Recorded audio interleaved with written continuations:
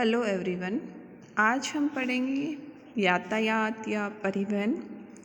किसी भी देश या स्थान से वस्तुओं एवं व्यक्तियों के एक स्थान से दूसरे स्थान पर आवागमन को हम परिवहन कहते हैं। और परिवहन स्थानिक एवं प्रादेशिक कार्यात्मक अंतर संबंध का परिचायक होता है। जीन प्रून्स के अनुसार परिवहन मार्ग धरातल के भौतिक स्वरूप में परिवर्तन लाने के साथ ही मानव संसाधन की संख्या, गुण तथा प्रकृति में भी परिवर्तन ला देते हैं।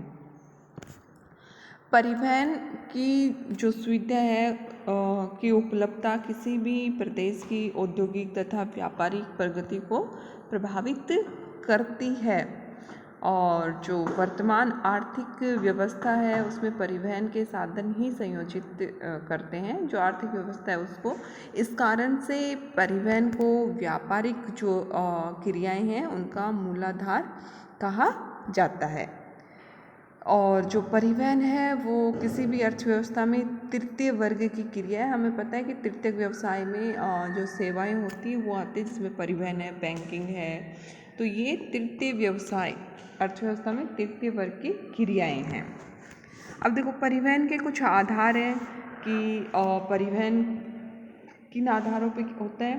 तो इसमें E.L. उलमेन ने स्पष्ट किया था कि किन्हीं दो प्रदेशों के मध्य संबंध स्थापित होने के लिए निम्नलिखित जो तत्व हैं उनका होना आवश्यक है। जैसे कि इसमें लिख रखा है परिपूरकता।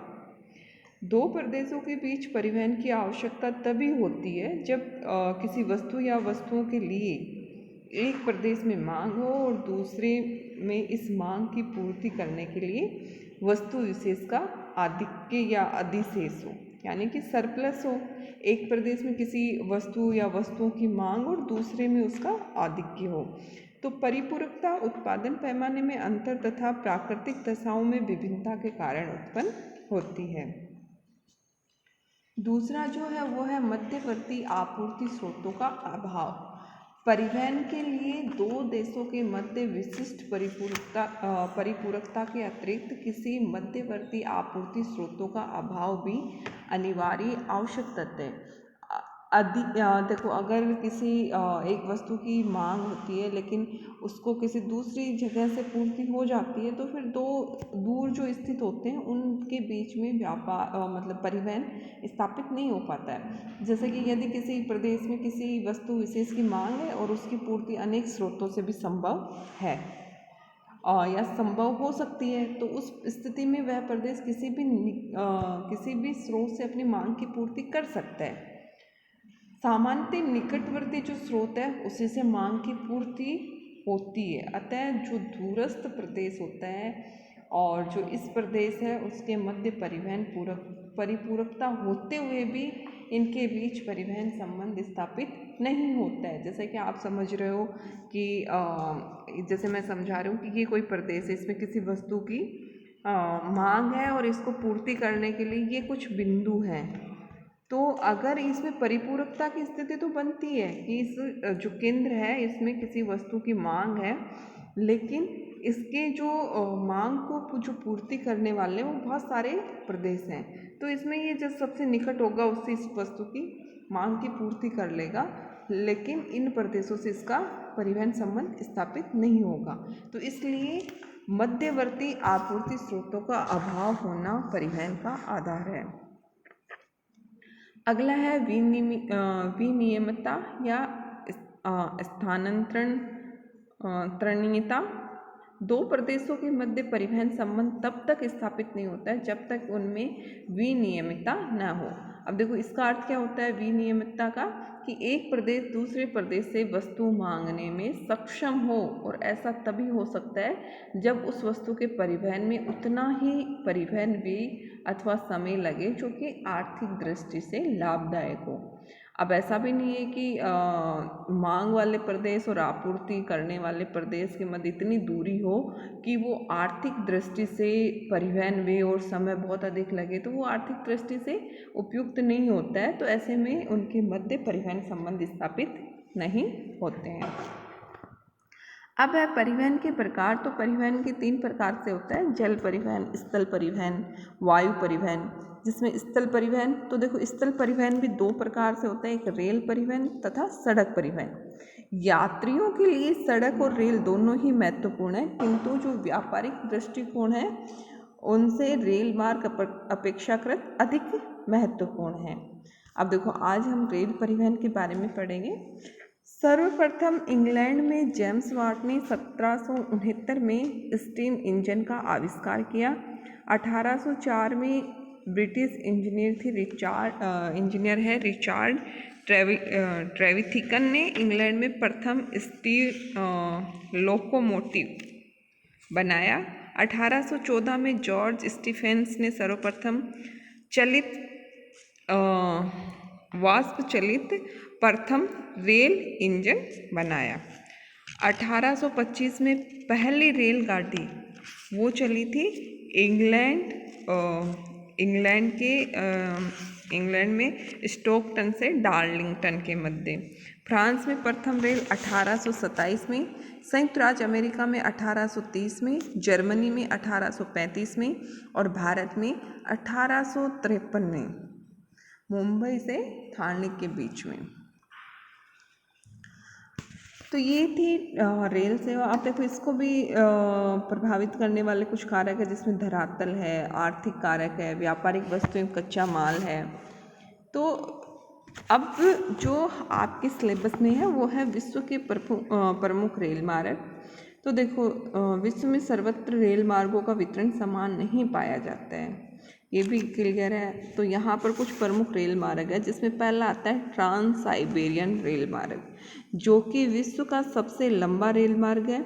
और ये रेल मार्ग रूस के पश्चिम भाग में बाल्टिक सागर के तट पर स्थित लेनिनग्राड से और इधर प्रशांत महासागर के तट पर स्थित व्लादिवोस्टोक नगर तक 9332 किलोमीटर लंबा है। और इसका जो निर्माण कार्य है वो 1891 में आरंभ हुआ और 1905 में इसको पूरा किया गया। 1945 में इसे दोहरा पथ बना दिया गया और ये रेल मार्ग साइबेरिया के आर पार जाता है, तो इसी कारण इसको ट्रांस साइबेरियन रेल मार्ग के नाम से जाना जाता है। तो ये रेल मार्ग बहुत इस रेल मार्ग के विकसित होने के बाद, जो कि साइबेरिया क्षेत्र है बहुत पिछड़ा हुआ था, परंतु इस रेल मार्ग के बन जाने के बाद साइबेरिया में तेज़ी से आर्थिक प्रगति हुई है, क्योंकि जो साइबेरिया क्षेत्र में उसमें वन, पशु, कृषि संपत्ति, खनिजों के विधोन में महत्वपूर्ण योगदान दिया है इस रेल मार्ग ने। इसके जो प्रमुख स्टेशन है उसमें लेनिनग्राड, मास्को, टूला, कजान-उफा, चिलियाबिंस्क, कुर्गन, स्वर्क्लोवस्क, ओमस्क, टोमस्क, इरकुटस्क, चित्ता, खैबरोवस्क आदि हैं। तो देखो ये नाम बड़े अटपटे हैं, आपको लर्न करने हैं। और देखो अब ये इसका डायग्राम है, जो कि अब देखो आप ये देखोगे ये बाल्टिक सागर है और ये यूरोप में है बाल्टिक सागर, और इसके तट पर ये लेनिनग्राड से शुरू होता है, ये पूरा साइबेरिया को क्रॉस करते हुए यहाँ प्रशांत महासागर पे है व्लादिवोस्टोक, ये व्लादिवोस्टोक। तो ट्रांस साइबेरियन रेल मार्ग लेनिनग्राड से लेके व्लादिवोस्टोक तक जाता है। 9332 किलोमीटर लंबा है। 1891 में इसको बनाना प्रारंभ किया था। 1905 में ये पूर्ण तैयार हो गया था बनके, और 1945 में इसका दोहरा पथ बनाया गया कि आने जाने की कोई रुकावट ना हो।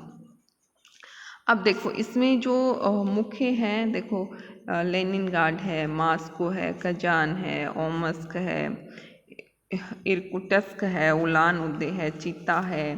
तो ये सब इसके प्रमुख स्टेशन हैं।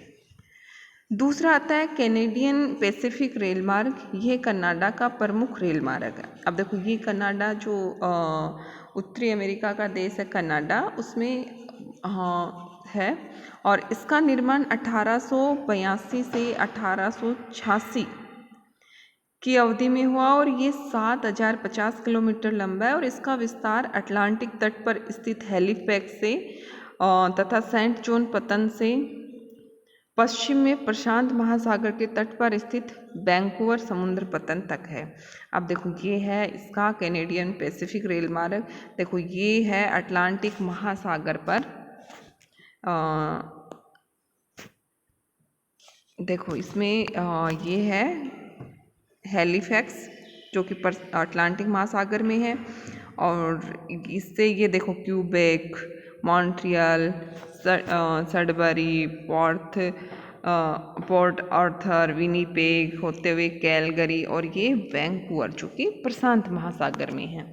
तो ये जो है वो पार महाद्वीपीय रेल मार्ग है, यानी कि पूरे के पूरे महाद्वीप को क्रॉस करते हुए।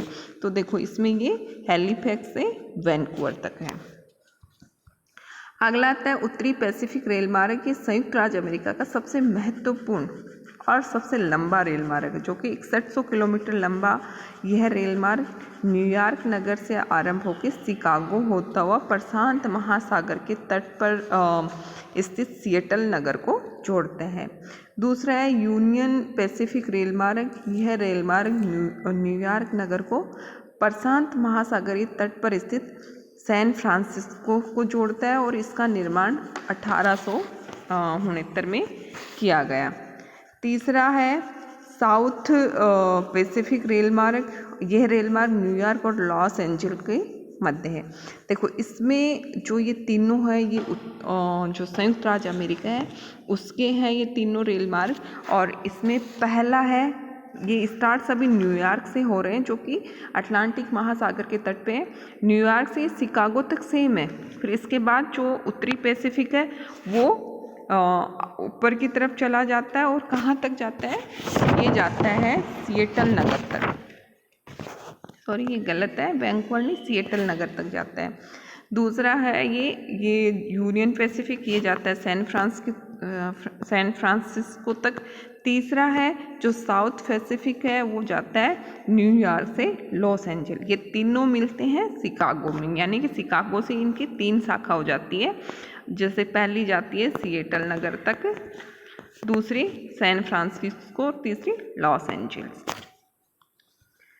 अगला आता है ऑस्ट्रेलियन अंतर महाद्वीपीय रेल मार्ग। यह रेल मार्ग ऑस्ट्रेलिया महाद्वीप की दक्षिण सीमा के निकट से होता हुआ पूर्व में जो सिडनी है उससे दक्षिण पश्चिम में पर्थ पतन तक जाता है, और इस रेल मार्ग की लंबाई 3586 किलोमीटर। आप देखो इस डायग्राम में, ये देखो दक्षिण भाग है ऑस्ट्रेलिया का, और इसमें ये पूर्व में स्थित है सिडनी, जो कि इधर से सिडनी होता हुआ ये देखो नीचे लास्ट यहाँ से ग्रेट डिवाइडिंग रेंज है उसको क्रॉस करता हुआ इधर जो मरुस्थल है, कुलगार्डी है, पर्थ तक। तो ये पूरे महाद्वीप को क्रॉस करता हुआ जाता है, सिडनी से पर्थ को जोड़ता है। अगला आता है केप काहिरा रेल मार्ग। काहिरा जो कि मिस्र की राजधानी है और ये अफ्रीका महाद्वीप में है। काहिरा है वो मिस्र की राजधानी है। तो ये काहिरा से शुरू होकर दक्षिणी अफ्रीका के दक्षिणी छोर पर स्थित केप टाउन नगर तक मिलाने वाला, यानी कि पूरे अफ्रीका महाद्वीप को उत्तर से दक्षिण की तरफ मिलाएगा, और इसकी लंबाई लगभग 14,000 किलोमीटर लंबा होगा। ये एक्चुअली अभी बना नहीं है, इसके पूरा होने पर ये विश्व का सबसे लंबा रेल मार्ग बन जाएगा। दूसरा है ट्रांस एंडियन रेल मार्ग। तो दक्षिणी अमेरिका में है ये ट्रांस एंडियन रेल मार्ग, और ये रेल मार्ग अर्जेंटीना है जो कि अटलांटिक है, अटलांटिक महासागर उसके तट पे ब्यूनस आयर्स से प्रारंभ होकर चिली के वालपैराइजो तक जाता है, और ये 1440 किलोमीटर लंबा है, और ये रेल मार्ग 1910 में बनकर तैयार हुआ था। एक आता है ओरिएंट एक्सप्रेस रेल मार्ग, और जो ओरिएंट एक्सप्रेस रेल मार्ग है ये है पेरिस को इस्तांबुल से जोड़ता है, और इसके अतिरिक्त ये नैन्सी है, स्ट्रासबर्ग है, म्यूनिख है, वियना है, बुडापेस्ट है, बेलग्रेड है, इन सब को जोड़ता है। तो ये यूरोप में है, जैसे कि पेरिस को इस्तांबुल से जोड़ता है। अब देखो इसमें जो काहिरा केप टाउन रेल मार्ग था उसका दिखा रखा है ये देखो काहिरा, जो कि मिस्र की राजधानी है, काहिरा से असवान, खार्तूम, विक्टोरिया झील। लेकिन ये बीच बीच में देखो छूटा हुआ है, क्योंकि यहाँ विक्टोरिया झील आ गई, टेगानिका झील आ गई, नायासा झील आ गई। तो यहाँ पर जो रिफ्ट घाटी है, जो भ्रंश घाटी है, और उसमें जो झीलें स्थित है अफ्रीका में, तो उस कारण से ये बीच बीच में छूटा। और लास्ट में ये देखो दक्षिणी अफ्रीका के जो दक्षिणी छोर है, दक्षिणी अफ्रीका का दक्षिणी छोर, और उसका भी लास्ट देखो यहाँ पर केप टाउन। तो काहिरा से ये पूरा केप टाउन को जोड़ता हुआ है। फिर हमने जो पढ़ा था जो ट्रांस एंडियन रेल मार्ग, तो देखो इसको ट्रांस एंडियन रेल मार्ग क्यों कहते हैं? एक तो यहाँ से एंडीज पर्वतमाला जाती है, और इसमें ये देखो दक्षिणी अमेरिका के ये ब्यूनस आयरस है, जो कि अटलांटिक महासागर के तट पर है, और इसको जोड़ते हुए इधर प्रशांत महासागर के तट पर है वालपैराइजो। तो इन दोनों के बीच में ट्रांस एंडियन जो है रेल मार्ग है वो है। तो ये थे विश्व के प्रमुख रेल मार्ग, और आपको ये मैप में देखने भी हैं कि कहाँ कहाँ पर हैं, और इनके जो प्रमुख स्टेशन है कि कहाँ कहाँ से गुजरता है, उनको भी याद करना है।